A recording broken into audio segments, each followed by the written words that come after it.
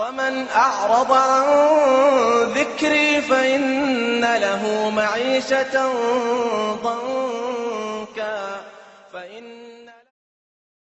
سوال ہے کہ استخارہ جو کرتے ہیں ہم لوگ، جی، اللہ نے جو قرآن میں فرمایا ہے کہ فَإِذَا عَزَمْتَ فَتَوَكَّلْ عَلَى اللَّهِ، کہ جب تم ارادہ کر لو تو پھر اللہ پر بھروسہ کرو.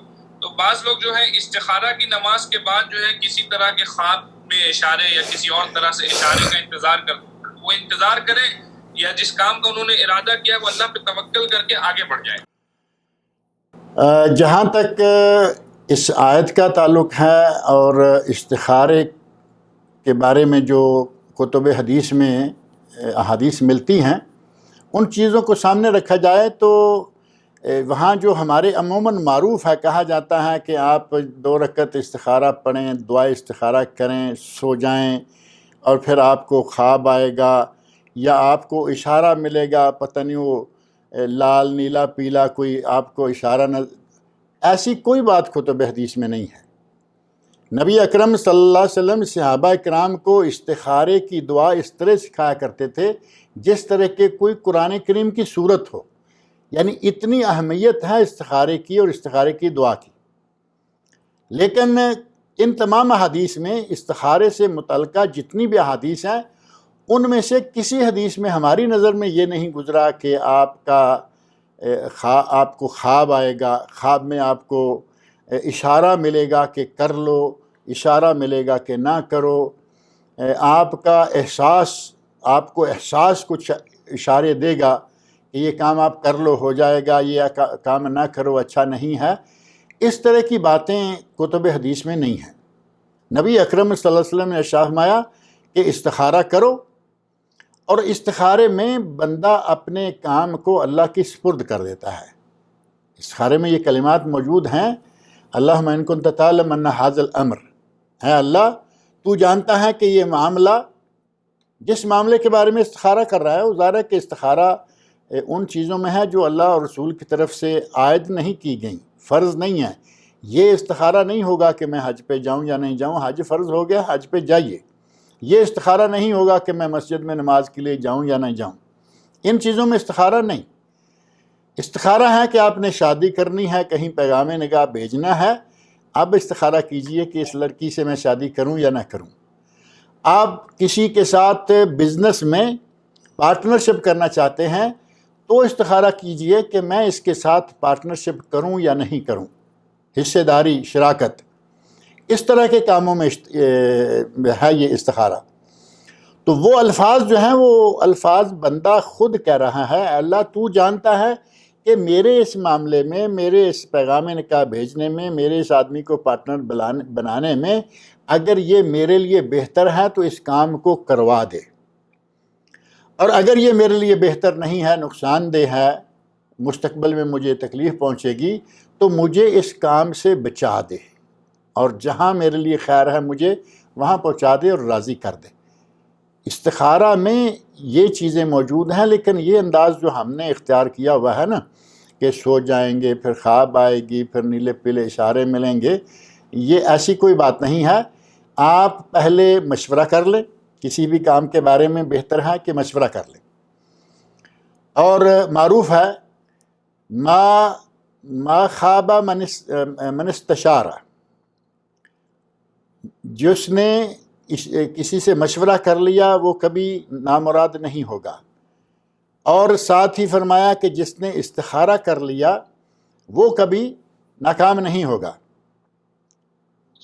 دونوں چیزوں کے بارے میں ہے، معروف ہے کہ مشورہ کر لو پھر استخارہ کر لو. آپس میں مشورہ کر لیا کہ یہاں یہ کام کرنا ہے، اور پھر اللہ رب العزت سے استخارہ کر کے خیر طلب کر لی اور کہا کہ یا اللہ یہ اچھا ہے تو کرا دے، اور اچھا نہیں ہے تو مجھے اس سے بچا دے.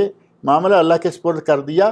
فَإِذَا عَزَمْتَ فَتَوَكَّلْ عَلَى اللَّهِ، جب آپ مشورہ کر کے، سب دیکھ بھال کر کے، استخارہ کر کے، جب آپ نے ایک کام کی نیت کر لی، اب گو اہیڈ، کام کیجئے. اگر یہ کام آپ کے لیے اچھا ہے، مستقبل میں بھی اچھا ہے، آج بھی اچھا ہے، اللہ رب العزت اس کام کے کروانے میں ہماری مدد کرے گا، وہ کام ہو جائے گا اللہ کی مدد سے، اس کے تعاون سے۔ اور اگر یہ کام ہمارے لیے بظاہر اچھا نظر آ رہا ہے لیکن مستقبل میں ہمارے لیے تکلیف دہ ہے، نقصان دہ ہے، تو چونکہ اللہ تو جانتا ہے، اس سے ہم نے طلب کر لیا ہے کہ یا اللہ اگر نقصان دہ ہے تو ہمیں اس سے بچا دے۔ آپ اس کام کی کارروائی شروع کر بھی دیں گے اپنی طبیعت، اپنے رجحان کے مطابق، آخری لمحے میں جا کے بھی یہ کام رک جائے گا، نہیں ہوگا، کیونکہ اللہ رب العزت سے آپ نے خیر طلب کر رکھی ہے۔ لہٰذا یہ کرنا کہ استخارہ کیا ہے اب انتظار کرو، کئی لوگ ہیں مہینوں مسلسل روزانہ استخارہ کی، جی ہمیں ابھی تک خواب نہیں آیا، ایسی کوئی بات نہیں ہے۔ اللہ سے استخارہ کریں، خیر طلب کریں، معاملہ اللہ کے سپرد کر دیں، آپ اپنی کارروائی شروع کریں، اور آپ نے اللہ سے مانگ رکھا ہے خیر ہے تو کرا دے، شر ہے تو بچا دے، جو بھی ہوگا اللہ اس کے مطابق انشاءاللہ یا کرا دے گا یا آپ کو اسے بچا دے گا۔ السلام علیکم شیخ صاحب۔ السلام ورحمۃ اللہ وبرکاتہ۔ شیخ صاحب میں سلیم ہو رہا ہوں الخبر سے۔ جی سلیم صاحب۔ جی صاحب، سوال ایک یہ تھا ہمارے شیخ صاحب، اب جی آج کل جو ادارے ہیں، جو مذہبی یعنی ادارے ہیں انڈیا حیدرآباد کا میں بات کر رہا ہوں میں، جی کہ وہاں پر یہ قربانی آج کل جو کووڈ کی وبا پھیلی ہوئے ہے، ہاں جی، اس سے تعلق سے جو ہے وہ کہہ رہے ہیں کہ بھائی جو ہے آپ قربانی کے بجائے کوئی اور جیسے ادارے وغیرہ ہیں ان کو پیسے دے دیں، تو یہ کیسا رہے گا شیخ صاحب؟ قربانی کا بدل تو کچھ ہو ہی نہیں سکتا۔ اللہ تعالیٰ آپ کو جزائے خیر دے۔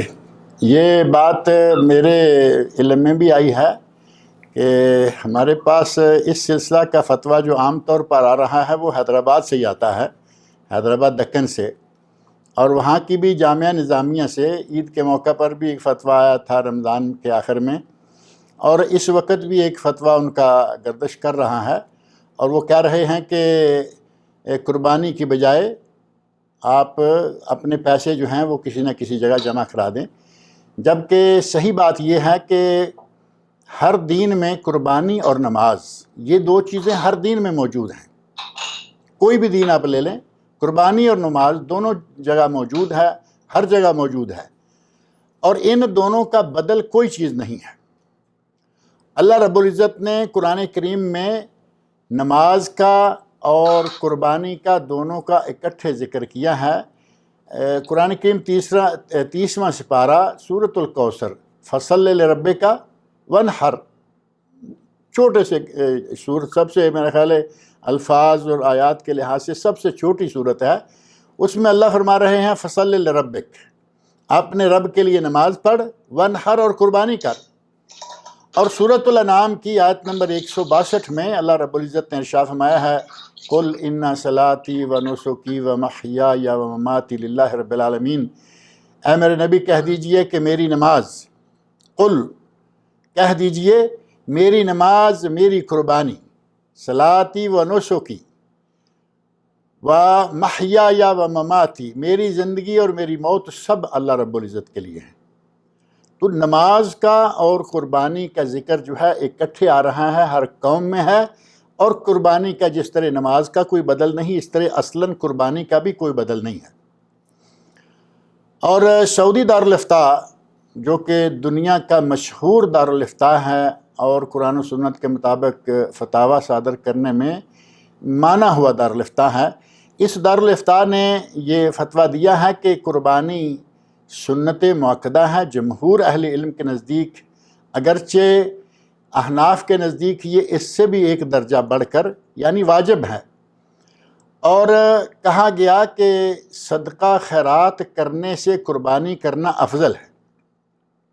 دارالافتاء کا فتویٰ ہے کہ صدقہ خیرات کرنے سے قربانی کرنا افضل ہے، لیکن ایک شکل ہے کہ ایک آدمی بیمار ہے، بیمار اس طرح کا ہے کہ خطرہ ہے کہ اگر اس کا علاج نہ کروایا گیا تو یہ مر جائے گا، ایسی بیماری جس میں اس کے مر جانے کا خطرہ ہے۔ اس کے اپنے عزیز و اقارب اور رشتہ داروں میں کوئی ایسا شخص نہیں ہے جو کہ اس کے ساتھ تعاون کرے اور اس کو اس بیماری سے بچنے میں مددگار ثابت ہو، کوئی ایسا نہیں ہے، نہ رشتہ داروں میں اور نہ ہی کوئی دائیں بائیں، کوئی بھی ایسا نہیں ہے۔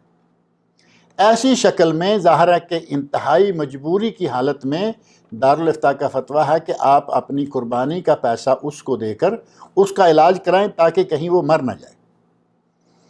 اور اس سے بہت پہلے شیخ الاسلام امام ابن تیمیہ رحمۃ اللہ علیہ انہوں نے بھی کہا کہ صدقہ اور قربانی دونوں میں سے افضل ترین عمل قربانی ہے، لیکن اگر کہیں کوئی ایسی حاجت یعنی شدید ترین حاجت آ جائے تو اس وقت آپ قربانی کی بجائے اس حاجت مند کی حاجت کو پورا کر دیں تو یہ بہتر ہے۔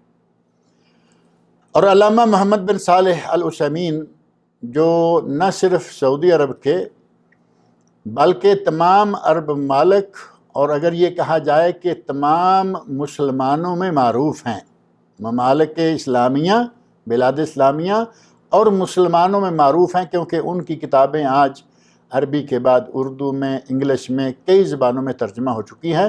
شیخ ابن عثیمین رحمۃ اللہ فرماتے ہیں کہ قربانی اور صدقہ یہ دو چیزیں ہیں، ان میں سے قربانی افضل ترین عمل ہے، قربانی افضل ترین عمل ہے، صدقہ نہیں۔ لیکن ایک چیز آ کے وہ کہتے ہیں کہ اگر ایک آدمی مقروض ہے اور اس کے پاس اس قرضہ کو اتروانے کی کوئی شکل نہیں ہے کہ وہ کسی طرح وہ بیچ کے وہ لے کے وہ دے کے یہ قرضہ اتار سکتا ہے، ایسی کوئی اس کے پاس شکل موجود نہیں ہے، تو اس شکل میں اور اس کا کوئی قرضہ اتروانے والا بھی نہیں ہے، یعنی نہ رشتہ داروں میں نہ باہر، تو ایک آدمی جسے یہ معلوم ہوا، جس تک یہ معلومات پہنچی کہ یہ مقروض ہے اور اس کی حالت یہ ہے، یعنی انتہائی آخری حالت میں ہے، تو اس آدمی کا قرضہ اتروا دیں اور جو قربانی ہے اس کا پیسہ اس کو دے دیں۔ اب یہ انتہائی مجبوری، انتہائی ضرورت بلکہ شدید ضرورت کے موقع پر ہے، ورنہ اگر یہ کہیں نا کہ آج کل لوگ جو ہیں وہ کافی پریشان ہو گئے، اس میں کوئی شک نہیں ہے، پریشانی ہے۔ اور صحابہ کرام کے زمانہ سے لے کر جب سے یہ سلسلہ تو قربانی کا سلسلہ تو معلوم ہے نا، یہ سنت ابراہیمی ہے، لیکن آپ اندازہ کریں اللہ رب العزت نے ہم پر کتنا کرم فرمایا کہ ابراہیم علیہ السلام اپنے بیٹے کی قربانی کے لیے تیار ہوئے، چھری چلا دی، اللہ رب العزت نے وَفَدَيْنَاهُ بِذِبْحٍ عَظِيمٍ، ایک عظیم ذبیحہ حضرت اسماعیل علیہ السلام کے مقام پر پہنچا کر انہیں بچا لیا۔ اللہ کہیں ہم سے بیٹے کی قربانی مانگ بیٹھتا تو ظاہر ہے کہ کیا ہوتا، ہم سب سمجھ سکتے ہیں۔ یہ سنت ابراہیمی ہے، اور اس سنت ابراہیمی پر نبی صلی اللہ علیہ وسلم نے عمل کیا۔ آپ مدینہ منورہ میں 10 سال رہے، قربانی دیتے رہے، آپ نے ہر سال قربانی کی۔ اگر کوئی کہے کہ صحابہ کرام میں غریب نہیں تھے، صحابہ کرام میں محتاج نہیں تھے، صحابہ کرام میں فقیر نہیں، صحابہ کرام میں بھی ایسے لوگ تھے، بلکہ بعض صحابہ کرام ایسے تھے کہ پاس پیسہ نہیں ہے تو وہ ادھار لے کے قربانی کر دیا کرتے تھے کہ قربانی تو کر دیں، سال پورا پڑا ہے، اللہ تعالیٰ انتظام کروائے گا۔ ہمارا ایک مسئلہ اور ہے، معذرت کے ساتھ ہمارا مسئلہ یہ ہے کہ ہم محتاج کی ضرورت، غریب کی حاجت اور جتنے بھی حاجت مند لوگ ہیں ان کا تعاون صرف ان پیسوں سے کرنا چاہتے ہیں جن پیسوں کو ہمیں اب اپنے پاس رکھنے کی اجازت نہیں رہی، یعنی وہ ہمارا پیسہ نہیں رہا۔ زکوٰۃ ہے، زکوٰۃ سال بھر آپ کے پاس پیسہ پڑا رہا، سونا پڑا رہا اور کسی کے پاس قرضہ پڑا رہا جو ملنے کے چانسز ہیں۔ ملنے کے چانسز میں اس لیے کہہ رہا ہوں کہ اگر قرضہ ڈوب جائے تو اس کی زکوٰۃ روک دی جائے، جب ملے 2، 4، 6، 10 سال کے بعد تو صرف 1 سال کی زکوٰۃ ادا کر دیں، پچھلے 9 سالوں کی دینے کی ضرورت نہیں ہے۔ اگر کسی قرضے کے بارے میں یقین ہے کہ یہ یقیناً ملنے والا ہے، آج کل پرسوں مہینے کو سال کو، اس کی زکوٰۃ دے دینی چاہیے۔ ملنے کی امید والا قرضہ ہو، زیورات ہوں گھر میں، جتنا سونا ہے اور جو کیش ہے جس پہ سال گزر چکا ہے، یہ سارے کا سارا جمع کر کے جب اس کا 2.5%، 2.5% الگ کرتے ہیں تو یہ ہے زکوٰۃ۔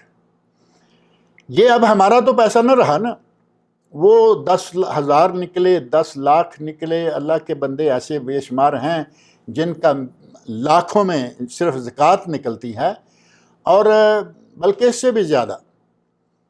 اب یہ پیسہ جو ہے یہ ہمارا نہیں رہا، یہ اب اللہ رب العزت کے لیے ہم نے نکال دیا. اسی طرح سال میں ایک مرتبہ قربانی آتی ہے. ہمیں معلوم ہے کہ قربانی واجب نہیں تو کم از کم سنت مؤکدہ تو ضرور ہے، جمہور اہل علم کا مسلک ہے. اور کبھی کبھی ایسا بھی ہوتا ہے کہ جمہور کون اور فلاں فلاں کون ہم سمجھتے ہیں کہ ہمیں تو قربانی دینی ہے، سارے لوگ دیتے ہیں، ہم کیوں نہ دیں. تو اس اعتبار سے بھی ہم قربانی کے لیے پیسہ جو ہے وہ جیسے تیسے الگ کر دیتے ہیں. اب قربانی کے لیے پیسہ الگ ہے، زکوٰۃ کے لیے پیسہ الگ ہے. اب غریب آئے گا تو زکوٰۃ کے پیسے سے، مسکین آئے گا تو زکوٰۃ کے پیسے سے، یتیم آئے گا زکوٰۃ کے پیسے سے، بیوہ آئے گی زکوٰۃ. ہم نے وہی پیسے روک کے رکھے ہوتے ہیں، وہی دیتے رہتے ہیں. اور اب قربانی کا موقع آیا تو اب بھی ہم یتیم کی، غریب کی، مسکین کی، محتاج کی مدد قربانی کے پیسے سے کرنا چاہتے ہیں، جو کہ صحیح رویہ نہیں ہے. صحابہ کرام، میں نے بتایا کہ صحابہ کرام غریب تھے، فقیر تھے، محتاج تھے. نبی صلی اللہ علیہ وسلم ہر سال قربانی دیتے رہے، لیکن کیا نبی صلی اللہ علیہ وسلم غریبوں، مسکینوں، محتاجوں کی مدد نہیں کیا کرتے تھے؟ آپ ان کی مدد بھی کرتے، قربانی بھی کرتے. اسی طرح صحابہ کرام ہیں، غریبوں کی مدد بھی کرتے، قربانی بھی کرتے. قربانی کے اور زکوٰۃ کے علاوہ اللہ نے ہمیں جو اتنا مال و دولت سے نواز رکھا ہے، اللہ کے بندے ایسے ہیں، میں جیسے عرض کر رہا ہوں کہ لاکھوں ریال، لاکھوں ڈالر، لاکھوں روپے، اس سے بھی زیادہ ان کی صرف زکوٰۃ نکلتی ہے. تو کیا ہم یہ صرف پیسہ، اسی پیسے سے ہم غریبوں کی مدد کریں؟ ہمارے پاس دوسرا پیسہ کوئی نہیں. قرآن کریم میں اللہ نے جا بجا انفاق فی سبیل اللہ، اللہ کی راہ میں خرچ کرنے کا حکم دیا. اور جا بجا اللہ نے ہمیں یہ حکم دیا کہ تمہارے حق میں، تمہارے مال میں حق للسائل والمحروم، سائل کا اور محروم کا حق ہے. زکوٰۃ کے علاوہ بھی پیسہ خرچ کرنا چاہیے. اگر کسی کی شادی کروانی ہے تو ہم کہیں گے جی زکوٰۃ کے پیسے سے کروا سکتے ہیں یا نہیں. کسی کی فیس دینی ہے، زکوٰۃ کے پیسے سے کرا سکتے ہیں یا نہیں. کسی کو کھانا دینا ہے، روٹی دینی ہے، کچھ بھی دینا ہے، زکوٰۃ. ہمارے پاس اللہ رب العزت نے زکوٰۃ کے پیسے کے علاوہ بھی پیسہ دے رکھا ہے، اس سے بھی خرچ کریں، اس سے بھی خرچ کریں. اور جہاں تک معاملہ ہے شادیوں میں زکوٰۃ کا پیسہ خرچ کرنے کا، ایک طرف تو یقیناً دل کو بڑی اچھی بات لگتی ہے کہ چلو جن کی بیٹیاں گھروں میں بیٹھی ہوئی ہیں ان کے ہاتھ پیلے ہو جائیں گے. دوسری طرف جو اصل حقیقت ہے وہ یہ ہے کہ ہمارے پاک و ہند میں، بنگلہ دیش میں بالخصوص، یہ جو بر صغیر ہے، سب کانٹیننٹ، اس میں ہماری شادیوں پر کم از کم 80% خرچہ ناجائز ہوتا ہے. بارات کے کھانے پر خرچہ ہوتا ہے، مہندیوں پر خرچہ ہوتا ہے، جہیز پر خرچہ ہوتا ہے. تینوں چیزوں کی شریعت میں کوئی مقام اور کوئی حیثیت نہیں. تینوں چیزیں ناجائز ہیں. اپنی زکوٰۃ کا پیسہ ناجائز جگہ پہ لگا کے آپ کیا کمائیں گے؟ اسی طرح بچہ ہے، وہ ایسے سکول میں پڑھ رہا ہے جس سکول میں اسلام نام کی کوئی چیز نہیں، دین نام کی چیز نہیں، بلکہ وہ لڑکوں کو، بچوں کو بے دین بنا بنا کے نکال رہا ہے. اس سکول کے بچے کی فیس جو ہے ہم اپنی زکوٰۃ سے اس پاک پیسے کو مناسب مقام پر خرچ کریں. آج ضرورت مند ہیں، یقیناً لاک ڈاؤن کی وجہ سے بڑے بڑے پلر گر گئے، بڑے بڑے لوگ جو بیچارے روزانہ کما کے کھا کے مزے سے زندگی بسر کر رہے تھے وہ محتاج ہو گئے. ان کا تعاون کیجئے، یقیناً کیجئے، ضرور کیجئے، لیکن ضروری نہیں کہ صرف قربانی سے ہی کیجئے. ہاں، اگر کسی کے پاس اور پیسہ نہیں ہے، صرف یہی ہے جو قربانی پہ وہ لگا دے گا.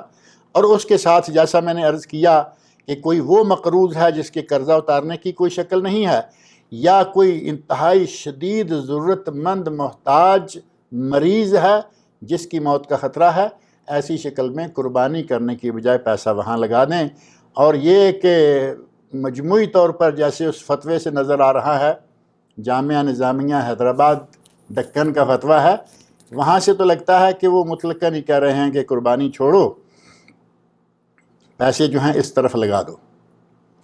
یہ انداز تھوڑا پہلے ایک اور پارٹی کرتی آ رہی ہے جن کو پرویزی بھی کہا جاتا ہے، اصلاً وہ منکرین حدیث ہیں، اور کویت حکومت نے ان کو باقاعدہ سرکاری طور پر غیر مسلم قرار دیا ہے۔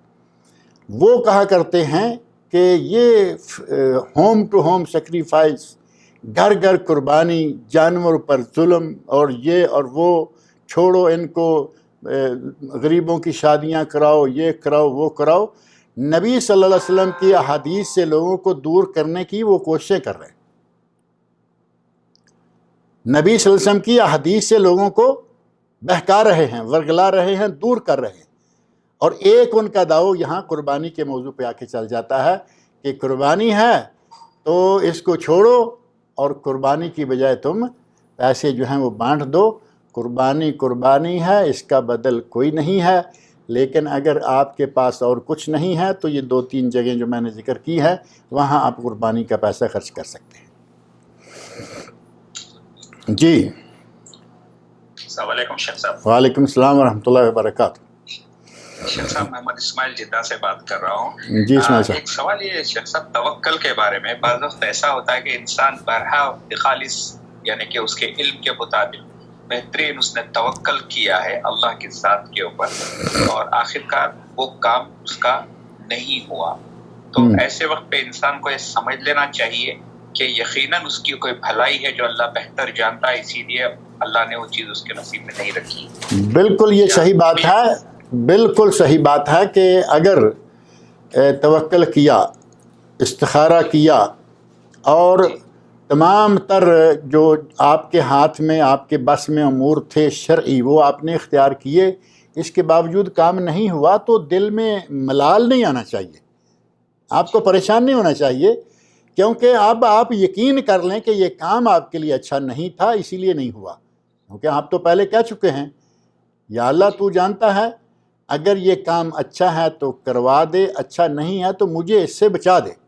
اللہ نے آپ کو بچا دیا، آپ یہ تو نہیں جانتے کہ فیوچر میں یہ کام کیسے میرے لیے برا تھا، لیکن وقتی طور پر ہمیں تکلیف ہوتی ہے۔ یہ بات ہمارے استخارہ کرنے کے خلاف جاتی ہے۔ تکلیف محسوس نہیں کرنی چاہیے، ملال نہیں آنا چاہیے۔ ملال خاطر آ گیا تو پھر اس کا معنی یہ ہوا کہ ہمیں توکل اور ہمیں استخارے کا مفہوم ہی نہیں آتا، کہ ہم نے استخارے میں پتہ نہیں کیا کہہ دیا تھا۔ استخارے میں آپ کہہ چکے ہیں، میں کہتا ہوں، آپ کہتے ہیں کہ یا اللہ کام میرے حق میں حاضر مستقبل ہر موقع کے لیے اچھا ہے تو کروا دے، اور اگر یہ کام میرے لیے اچھا نہیں ہے تو مجھے اس سے بچا دے۔ اللہ نے اسے بچا دیا کیونکہ وہ جانتا ہے کہ یہ میرے آپ کے لیے اچھا نہیں ہے۔ ہاں جی، بارک اللہ فیک۔ رفیع بھائی سوال کر رہے ہیں۔ جی جی رفیع بھائی، ان کو ان میوٹ بھی کریں نا۔ عبد المحسن بھائی ان کو انمیوٹ کریں، رفیع صاحب کو۔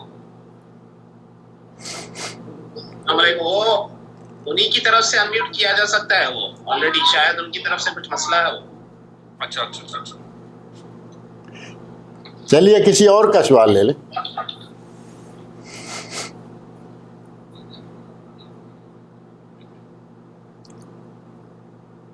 جی شیخ، ایک سوال میں آپ سے کرنا چاہ رہا ہوں شیخ۔ ایک بھائی کا سوال ہے کہ جو حدیث میں آپ نے جو حدیث سنایا تھا شروع میں ابھی درس کے، کہ نبی صلی اللہ علیہ وسلم نے 70,000 لوگ جو بے حساب کتاب جنت میں جانے والے ہیں، ان کی ایک صفت یہ ہے کہ وہ دم نہیں کراتے ہیں۔ یہ دم بھی اس میں شامل ہے یا پھر جو غیر شرعی دم ہے وہ ہے شیخ؟ نہیں، میں نے اسی وقت کہا تھا، سنتے وقت آدمی صحیح طور سے سنے نا تو پھر سوال تو بن جائے گا نا۔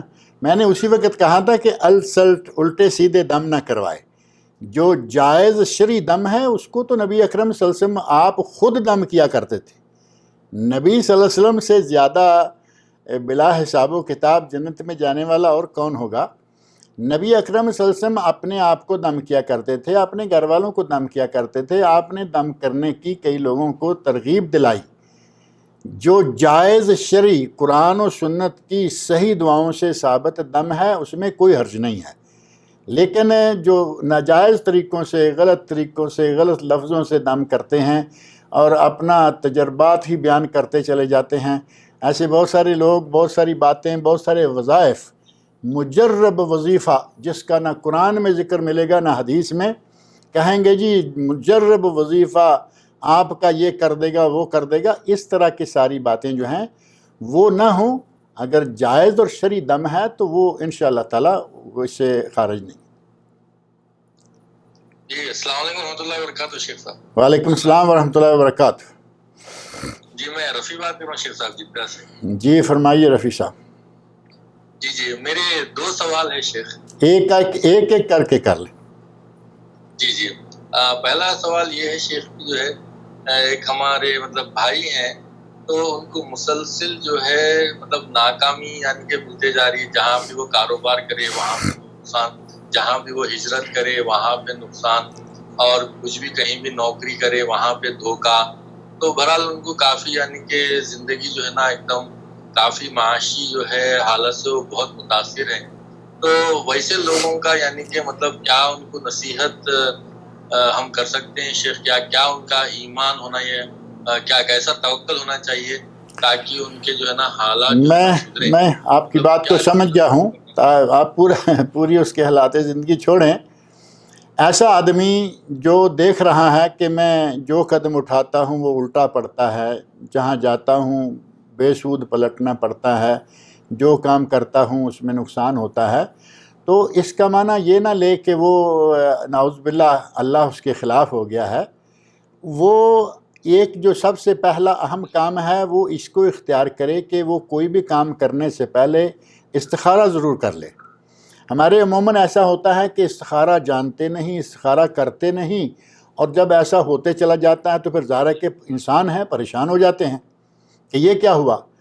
سب سے پہلی بات انہیں یہ تاکید کریں اپنے اس بھائی کو، دوست کو، کہ جو بھی قدم اٹھائیں، جو بھی کام کرنا ہے اس سے پہلے 2 رکعت نماز غیر مکروہ اوقات، یعنی عصر سے لے کے مغرب تک نہ ہو اور فجر سے لے کے طلوع آفتاب تک نہ ہو، باقی اوقات میں جب چاہیں، دن ہو رات ہو، وہ استخارہ کریں۔ اور دعا استخارہ جو ہے اس کے بعد دعا استخارہ کر لی، 2 رکعتیں پڑھ کے دعا استخارہ کر لی، اس کے بعد اس معاملے کو اللہ کے سپرد کر دیا۔ اب اگر اسے نقصان پہنچتا ہے تو یہ سمجھے کہ یہ کسی بہت بڑے نقصان سے اس کو بچا لیا گیا ہے۔ ہم سمجھتے ہیں کہ شاید میں جا رہا تھا، راستے میں میری گاڑی کا یہ نقصان ہو گیا، مجھے اتنا وقت لگ گیا، مجھے وہاں سے واپس آنا پڑ گیا، ہمیں یقیناً بہت تکلیف ہوتی ہے، لیکن ہم یہ تو نہیں جانتے کہ اگر اس سے اور آگے نکل جاتے، واپس نہ آتے بلکہ اپنے سفر کو جاری رکھتے، کیا معلوم، اللہ رب العزت تو جانتا ہے، ہمیں کیا معلوم ہے کہ آگے جا کے ایکسیڈنٹ ہو جاتا اور بہت بڑا جانی مالی دونوں نقصان ہو جاتے۔ اللہ نے ہمیں چھوٹا سا نقصان دے کے یا اس سمے کے چھوٹے سے نقصان کے نتیجہ میں ہم بچ گئے، جان بچ گئی، بڑا نقصان بچ گیا، ہم ان باتوں کو نہیں سمجھ پاتے۔ اگر انہیں کوئی بھی کام کرنا ہے انہیں تاکید کریں کہ جو ہو چکا ہو چکا، اللہ کی ذات پر بھروسہ رکھیں، توکل رکھیں، ایمان رکھیں کہ وہ ہر چیز پر قادر ہے، اور استخارہ کر کے قدم اٹھایا کریں، انشاءاللہ تعالی خیر ہوگی۔ اور اس کے علاوہ دعائیں ہیں، اللہ رب العزت سے دعائیں کریں، اور کچھ معوذات ہیں جیسے قل اعوذ برب الفلق، قل اعوذ برب الناس ہے، لا حول ولا قوۃ الا باللہ ہے، اور اعوذ باللہ من الشیطان الرجیم ہے۔ یہ چیزیں بکثرت پڑھیں تاکہ اس سے اگر کسی قسم کی کوئی نظر بد ہے، یہ بھی ذہن میں رکھیں۔ کبھی کبھی ایسا ہوتا ہے کہ نظر بد کے نتیجہ میں ایک آدمی ناکام ہو گیا، نظر بد کا دم کرے، رقیہ شرعیہ وہ کرے۔ اسی طرح کسی کے کہیں ایسا بھی ہوتا ہے، اکثر ہم تو یہ سمجھ لیتے ہیں کہ ذرا بھی کوئی کام خراب ہوا، جی ہمارا کسی نے رزق روکا ہے، ہماری کسی نے اولاد روکی ہے، ہمارا کسی کا کوئی کچھ نہیں روک سکتا سوائے اللہ کی ذات کے۔ آپ ان باتوں کو چھوڑیں، لیکن نبی اکرم صلی اللہ علیہ وسلم سے بڑا متوکل کوئی نہیں۔ میں بار بار کہہ رہا ہوں کہ امام المتوکلین محمد رسول اللہ صلی اللہ علیہ وسلم، لیکن آپ دن میں رات میں کتنے معوذات پڑھتے تھے، اپنے آپ پر کتنا دم کرتے تھے، 5 نمازوں کے بعد یہ قل هو اللہ احد، قل اعوذ برب الفلق، قل اعوذ برب الناس، 5 کے بعد، لیکن فجر اور مغرب کے بعد 3 مرتبہ، سوتے وقت 3 مرتبہ، دیگر بہت ساری دعائیں ہیں جن میں اللہم انی اعوذ بک یہ الفاظ شروع ہوتے ہیں، یہ دعائیں کریں اور یہ معوذات پڑھیں۔ نظر بد ہے اللہ دور کر دے گا، کسی نے کچھ کرنے کرانے کی کوششیں کر رکھی ہیں، اللہ رب العزت ان کو بھی ناکام کرے گا اور اسے انشاءاللہ کامیابی عطا فرمائے گا۔ اور رقیہ شرعیہ یا دم کے سلسلہ میں بھی یہ بات ذہن میں رکھیں کہ ہمارے یہاں جیسے پہلے سوال میں بھی ایک بات آ گئی نا کہ دم جو ہے دم شرعی ہو، قرآن کریم کی آیات ہوں، نبی صلی اللہ علیہ وسلم کی احادیث ہوں، اگر ان شرعی چیزوں پر مشتمل دم یا رقیہ شرعیہ ہے اس کے کرنے میں کوئی حرج نہیں ہے، لیکن اگر لوگوں کے بنائے ہوئے وظائف، گھڑے ہوئے وظیفے، گھڑی ہوئی دعائیں، گھڑی ہوئی چیزیں، حتیٰ کہ گھڑے ہوئے درود شریف، آج ہم کیا نہیں گھڑ رہے، ہر چیز گھڑ کے ڈال رہے ہیں۔ خالص کتاب و سنت سے ثابت شدہ جو رقیہ شرعیہ ہے وہ اس بھائی کو کہیں، اور کوئی بھی دوسرا بھائی اس طرح کے کسی معاملے میں مبتلا ہے وہ بکثرت رقیہ شرعیہ پڑھے، انشاءاللہ العزیز اگر کوئی کچھ کرنے کی کوششیں کر رہا ہے اللہ اسے ناکام کرے گا، اگر کسی کی نظر بد آئی ہے تو نظر بد کو اللہ تعالیٰ دور کرے گا۔ اور یہ رقیہ شرعیہ حرمین شریفین کے جو ائمہ ہیں، خطباء ہیں، شیخ سدیس ہیں، شیخ شریم ہیں، شیخ معیگلی ہیں، شیخ بہت سارے عرب قراء کا رقیہ شرعیہ تلاوت کی شکل میں موجود ہے۔ اگر کوئی آدمی قرآن نہیں پڑھ سکتا تو وہ پڑھے، اور اگر کوئی قرآن پڑھ سکتا ہے تو وہ سنے، اور اگر کوئی پڑھ سکتا ہے تو پھر افضل بہتر یہ ہے کہ خود پڑھے، سنے نہیں، وہ آیتیں نکال لے۔ اور یہاں میرا خیال ہے یہ ذکر کر دینا کوئی غلط نہیں ہوگا کہ رقیہ شرعیہ مختصر ایک پاکٹ سائز کتاب جو ہے وہ ہم نے مرتب کی ہے، جس میں قرآن کریم کی آیات اور نبی صلی اللہ علیہ وسلم کی صحیح سند سے ثابت دعائیں ہیں۔ اگر کسی کو چاہیے تو وہ PDF ہم بھیج دیں گے انشاءاللہ۔ یہ پڑھنا افضل ہے، اگر کوئی ان پڑھ ہے تو پھر اس کے لیے سننا جائز ہے۔ اب آپ کا دوسرا سوال، رفیع بھائی۔ رفیع صاحب آپ کا مائک انمیوٹ کریے تو سوال کر سکتے ہیں۔ شیخ مغرب کا بھی وقت قریب ہے، 3 منٹ ہی باقی ہے۔ اب یہ معاملہ ایک مختصر سا سوال ہے شیخ، وہ کسی بھائی نے بھیجا ہے آپ سے خصوصی سوال کرنے کے لیے شیخ۔ انمیوٹ کر لیے ہو جی کیجیے۔ رفیع صاحب جو ہے نا انمیوٹ کر سوال کریں۔ جزاک اللہ خیر شیخ، جزاک اللہ خیر۔ ٹھیک ہے رفیع جی، میرا دوسرا سوال یہ ہے شیخ کی جو ہے کہ جیسے کہا گیا ہے کہ اگر وبا سے کسی کی مطلب موت ہو جائے تو ان کو جو ہے مطلب شہید کا درجہ جو مل جاتا، تو یہ اس کی ذرا وضاحت کیجیے شیخ۔ جیسے کہ لوگ آج کل جو مطلب اس کورونا وائرس سے جو فوت ہو رہے ہیں تو ان کا کیا یعنی کہ رہیں گا مقام؟ میں یہ دعا کرتا ہوں کہ اللہ رب العزت ان کی موت کو شہادت کی موت کے طور پر قبول فرمائے، لیکن جہاں تک موت شہادت ہے وہ نبی صلی اللہ علیہ وسلم نے بہت ساری اموات کو شہادت کی موت کہا۔ مثلا سب سے پہلے نمبر پر میدان جہاد میں جو وفات پائے زخموں کے نتیجہ میں وہ ہے شہید، سب سے پہلے درجے کا شہید۔ پھر جو عورت ڈلیوری کے دوران فوت ہو جائے وہ بھی شہید ہے، کوئی پانی میں ڈوب کر مر جائے وہ بھی شہید ہے، کوئی آگ میں جل کر مر جائے وہ بھی شہید ہے، کوئی کسی مکان کے نیچے دب کر، دیوار کے چھت کے نیچے دب کر مر جائے تو وہ بھی شہید ہے، کوئی پیٹ کے مرض میں مبتلا ہو کر مر جائے تو بھی وہ شہید ہے، اور جو طاعون کے مرض میں مبتلا ہو کر، طاعون کا بالخصوص ذکر ہے، اگر کوئی اس میں مبتلا ہو کر مرتا ہے تو اس کی موت بھی موت شہادت ہے۔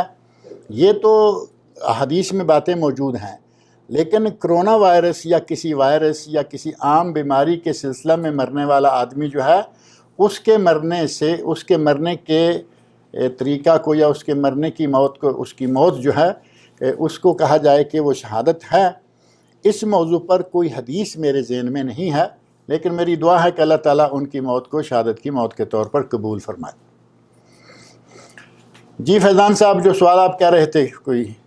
وہ شیخ ایک بھائی کا سوال ہے کہ اگر میت کا چہرہ جو ہے خود بخود داہنے طرف مڑ جاتا ہے تو یہ محض ایک واقعہ مانا جائے گا یا کوئی فضیلت اس کی ثابت ہوتی ہے اس سے؟ یہ محض ایک سبب ہی ہو سکتا ہے، واقعہ ہی ہو سکتا ہے کہ اس کا چہرہ دائیں طرف مڑ گیا، ورنہ اس میں کوئی ایسی خاص بات یا کوئی معجزہ، کوئی کرامت، کوئی چیز نہیں ہے۔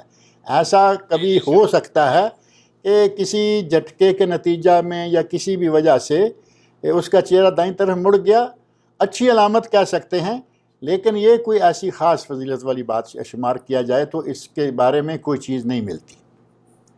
شیخ جزاک اللہ خیر شیخ، وہ وقت بھی ہو گیا ہے مغرب کا۔ جی بارک اللہ فیک۔ جزاک اللہ خیر شیخ، آپ کا بہت بہت شکریہ شیخ۔ آمین آمین، بارک اللہ فیک۔ اللہ تعالیٰ ہماری، آپ کی اور سارے سامعین ناظرین کی مجلس کو اللہ تعالیٰ قبول فرمائے، اور اللہ تعالیٰ ہمیں آپ کو بیش از پیش دین کی خدمت کی توفیق عطا فرمائے، اور اللہ تعالیٰ ان سب ہماری جہود کو اللہ تعالیٰ قبول بھی فرمائے۔